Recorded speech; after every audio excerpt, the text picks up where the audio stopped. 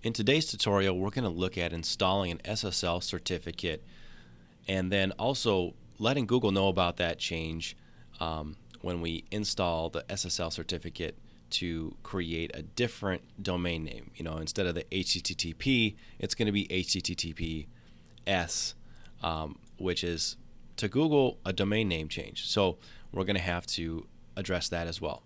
So this will be installed on a HostGator server and for a WordPress website that we're using here as an example. So head on over to hostgator.com/SSL and enter your billing email address and password to get started. And we'll log in. And then you're going to select from the drop down for what package you want this added to. So take note here what domain name is actually listed, CupertinoChiropracticCenter.com. And notice that there's no www there. So that's going to be important. So Cupertino Chiropractic Center is your domain name. And then you're going to select the SSL certificate that you want. You're going to be limited. Like if you hover over, you're not going to be able to select certain ones.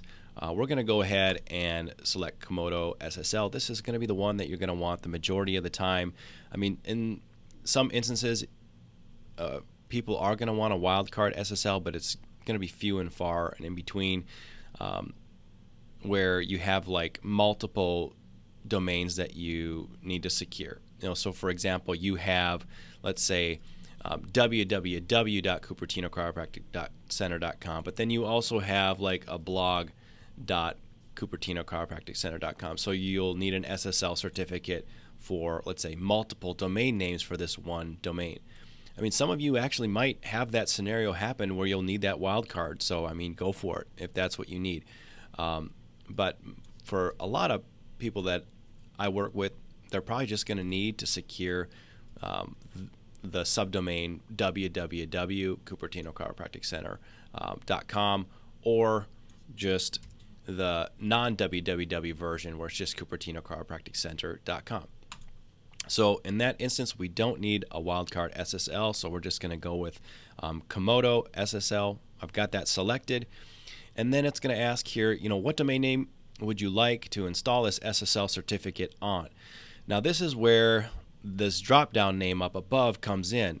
You'll notice here that it says cupertinochiropracticcenter.com. So that is the primary domain name. However, if we go to this website, let's go ahead and go back and refresh. I just want to reload to be sure. You'll notice that it's www.cupertinochiropracticcenter.com. So that is very different when you're ordering an SSL. One without the www and one with. So let's just try this. Let's type it in without, and you'll notice that it forces over to the www version. So some of you might have the www, so that is the domain you're going to want to use, and some of you won't have the www, and that's the domain name you'll want to use.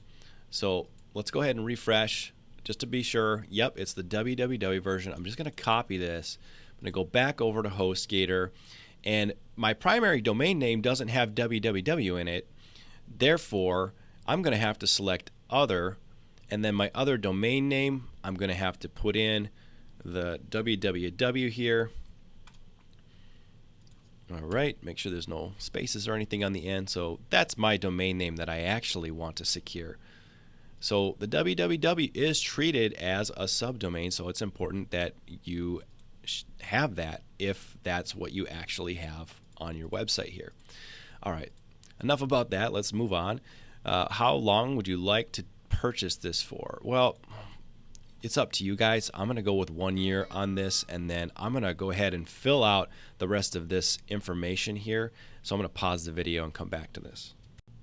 All right, so I filled in all of the information here for the owner, first name, last name, email address, phone number. I'm going to cover some of this stuff up in the video just because it's private information. And then, I selected certificate info, same as the contact information. And then you'll put in your actual address, your postal address, and then at the very bottom, what you're going to need to do is let HostGator know if you had have a dedicated IP or not, which is kind of funny that they ask this because really they should know if you have a dedicated IP or not. Most likely you don't have a dedicated IP. You would have paid more for it, which is available. Either you've purchased it before on whatever plan you're on and you're paying extra for it, or you're on the Pro plan. So let me grab another screen here and pull this over. You can see the basic or baby and essentials and the Pro plan here, and if you look, the dedicated IP, free dedicated IP only comes with this Pro plan. So you can still be on the baby plan or basic plan, essentials plan, or whatever. You're just going to have to pay extra for it here. So you can see you can order dedicated IP for $48 a year. So let's go ahead and select that because that's what's going to need to be done. And you're going to see that the price is $147.99. So you're not only paying for that SSL certificate for 1 year, you're also paying for HostGator to give you that dedicated IP address instead of a shared IP address. So we're going to go ahead and click I authorize this non-refundable charge, and we'll go ahead and order the SSL. So what it does is it creates a ticket for you in your HostGator support area. So you'll be able to log in now to your support area and track the progress of that ticket. All right, so you'll see I'm now logged into the HostGator billing area. So let's just go ahead and click on support, and you're going to be able to see that ticket that you just created. Where in the world is it? It should be in here. If I go latest activity, yeah, I'm not seeing that ticket come through yet. All right, guys, I'm back. Believe it or not, you'll notice I'm wearing a different shirt. It's actually the next day. There's been such an influx of people requesting security certificates at HostGator that it actually took them about 11 hours to process my request to install a security certificate. And to put that into perspective, in the past when I've done this, it's been maybe about an hour turnaround time or something like that. So with this Google service announcement, it's clearly impacted the volume of people requesting these security certificates. So it's just even more of a reason to do this now instead of wait until later, until the last minute like everybody else will, when it gets closer and closer to October of 2017, when Google will start showing this not secure warning in the Google browser if you have a HTTP instead of HTTPS website where you're posting forms over that page.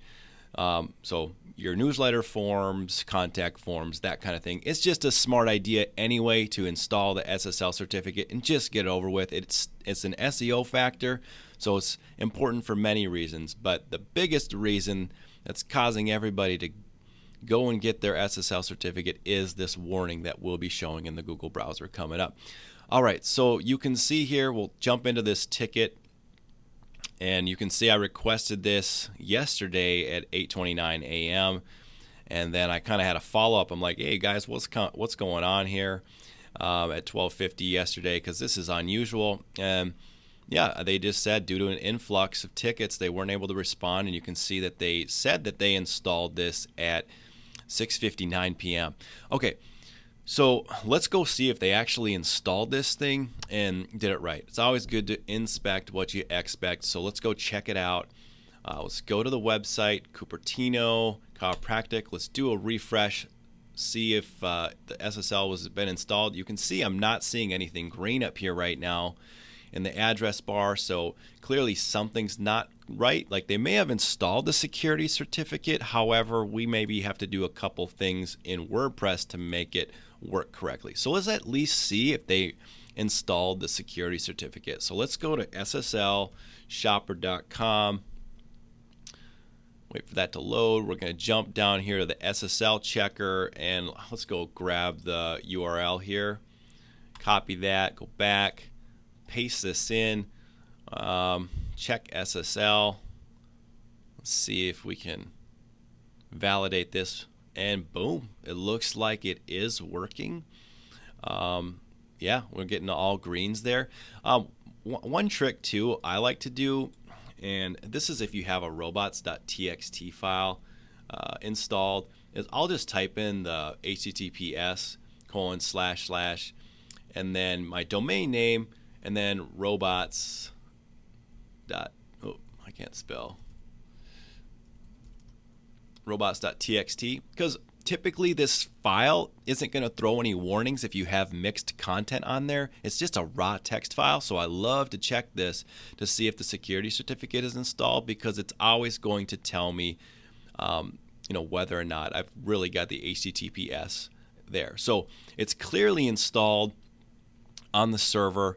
However, when I go to the website, I'm still not seeing that it's installed. So that's because we got to log into WordPress and make a couple quick changes. So let's go do that right now. Let's go to the WordPress login. We're going to jump in there. Wow, this is taking a little while. Okay, let's go to settings, general, and then where it says WordPress address URL and site address URL, you'll notice that those are still defaulting to HTTP. Let's go ahead and put the S in there now for both of those, and we'll go ahead and save the changes. Now, if you have a WordPress caching plugin installed as well, you'll want to make sure you clear that. Now, notice that WordPress logged me out. It did that because the URL is different now, so you'll have to log back in with this new URL with the S in it. But anyway, we'll log back in if we need to. Let's just go and see if this is working. All right, boom. We do see the HTTPS. However, we aren't seeing the green there. Like, it looks like we probably are getting some sort of a mixed content warning here. And this is probably going to be typical and something that happens to a lot of people. And we'll go back and look at how we can resolve that. But it does look like it's finally forcing correctly over to the HTTPS. So just to double check, let's type in www. The domain name without the HTTPS and see if it forces over, and it does. It pushes over to the HTTPS instead of the HTTP. So if it doesn't, you probably have a caching plugin or something in WordPress where you need to go into that caching plugin in the admin area and clear all caches so that it's not remembering the old URL. All right, so now the next step is to figure out what's going on. Why aren't we seeing the green up here, or why aren't we seeing that it's secure? And I guarantee you it's probably because there's some mixed content on this page, and we'll go ahead and look at how to fix that here. So let's go ahead and fix this mixed content warning. I'm in Google Chrome. I'm on the website here. You see we don't have the green bar at the top, so right click on the screen and let's go to inspect to bring up the Google Chrome tools down here, and we're going to go to the console tab, and I'm just going to refresh the page just to make sure everything loads here into the console, and you'll see the mixed content warning that is thrown here will tell us exactly what needs to be fixed. And the reason you get the mixed content warning is because it's like it's mixing the unsecure content with secure content. So what it's trying to tell us is, hey, this image that you have linked to this logo here is on a secure page, but you're linking to it with HTTP:/. So you need to put the S in there in order to get it to link correctly and to be secure and to get rid of that warning. So you'll have to do a little bit of hunting in your theme to figure out, hey, where are these images? They might be in some of the code. Like, for example, this logo, I guarantee it's going to be in the header.php file, most likely. If you have a theme that already kind of links to this for you through some interface, maybe it's in a different location, but try to go and hunt this stuff down and change this over to HTTPS, and you'll then get this fixed so that it shows a green sort of address bar up at the top to let you know, hey, this page is secure. All right, so let's log into the WordPress admin area and maybe just fix one of these so that you can kind of see what it looks like. So again, one of the main ones here that was throwing the mixed content warning is the logo.php file. So I'm guaranteeing that's probably going to be in the header.php file. All right, so let's go into appearance, themes, editor. I don't like making changes here, but for the sake of this video, I'm going to do it. Normally you would want to do this through FTP. So let's go into the theme header.php file over here, and let's see if we can spot where that logo is at. What I can see is that there is a call, a PHP call to the logo, meaning that this is probably set up in the theme options somewhere. And every WordPress setup and theme is different. So let's go find this logo in the theme settings. So where in the world would this be? Probably in this BW theme options here. Let's see if I see any references to the logo. Boom, there it is. So there's a website logo field here, and do you notice the HTTP? Let's change that to an S. Other things you could test doing would be to make it a relative link, but let's just not get confusing. The easiest thing to do, put the S in there, save the changes, and then let's go back to the home page.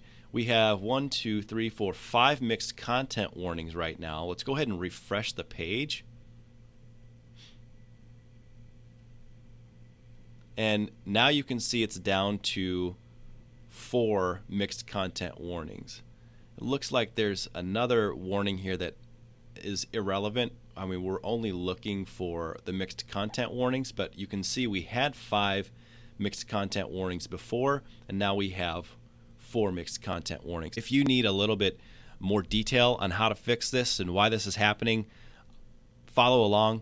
I'm going to jump into pages. I'm going to actually go and look at the home page because that's the page that we're on.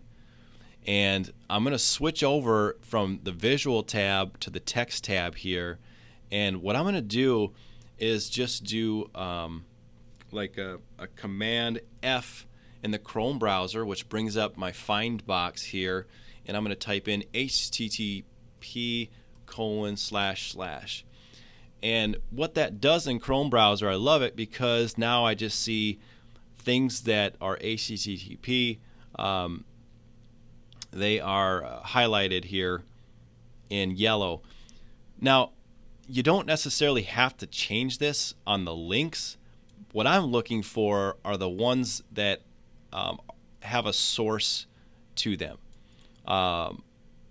This is the source of the image, for example. So I'm looking for all the ones with images, and I've got to get those fixed. So let's put an S there, because that's another image. You can see this is another image as well. I have lots of images linked on this page. So let's just change that to an S, that to an S. Wow, there's a lot of these. And this is another image. Right, that's a link. You can see it's an href, which is a link. Here is another image. Link. Image. Link, don't need to mess with that. Image. And image. Now, honestly, you could fix these links. Probably not a bad idea to link them to HTTPS because we are linking to our website, and we know it's HTTPS. So you could do it. It's automatically going to force over there anyway, so I'm just not going to waste the time. I'm just going to leave it. And let's go ahead and update this. And then once this is updated, we'll go to the home page, refresh the home page, and see if this has been fixed. All right, cool. So you can see we are now down to 2 mixed content warnings. And the last image it looks like is this site maintained by graphic that's sitting probably in the footer. So it looks like this here is linked absolutely to, when I say absolute URL, the full URL, and we need to change that. So let's go ahead and right click it and inspect the element, and let's look at the code here on the left hand side, and you'll notice it is in the source HTTPS, which is good. We had fixed that earlier. However, there's probably something being referenced in the CSS. Like if you hover over it, it changes a color, so it's probably changing positioning in the CSS file, so it must be referenced there. And you can see when I did highlight this over in the styles panel, you'll see that there is a background image here in CSS, and you'll notice that what's referenced in the CSS file is actually HTTP. So that's got to be fixed. Now, where is that? Well, if you hover up here, you'll see that it's in the WordPress content theme / Cupertino skin1.css. So we're going to have to go ahead and find that CSS file and change that URL. So let's see if we can find that through the appearance editor here in the back end. Let's go to appearance editor. All right, let's look and see if we can find that file. I'm not seeing it in the list here, so we're going to have to switch over to FTP. So you can see I've connected via FTP. So whatever FTP program you have, go ahead and connect. If you don't have an FTP program, it's probably a good time to connect with a developer and have them do some of this work for you. But I'm logged in via FTP. I know I need to go into the themes folder for Cupertino, and I believe it was in the skins folder. Yep, and then it was a skins1.css that I actually need to change. All right, so I'm going to put this in a different folder. I'm just going to put it in my downloads folder for now. I'm going to go ahead and download this file, and I'm going to go ahead and edit the file. And it opens up my text editor, which is Sublime, and I'm going to go ahead and find that file, site-maintained. So I'm just going to put part of that in, and let's look and try to find that. And there it is. You can see the site maintained by. You can see it's referencing the background URL here, and we need to add the S in. All right, we'll go ahead and Control or Command save on a Mac, Control on a PC, Command on a Mac. Let's save that, and let's go ahead and right click this and upload this back to the server. Overwrite what's on the server. Now let's go back to the home page. Let's look at the console and let's refresh this page again.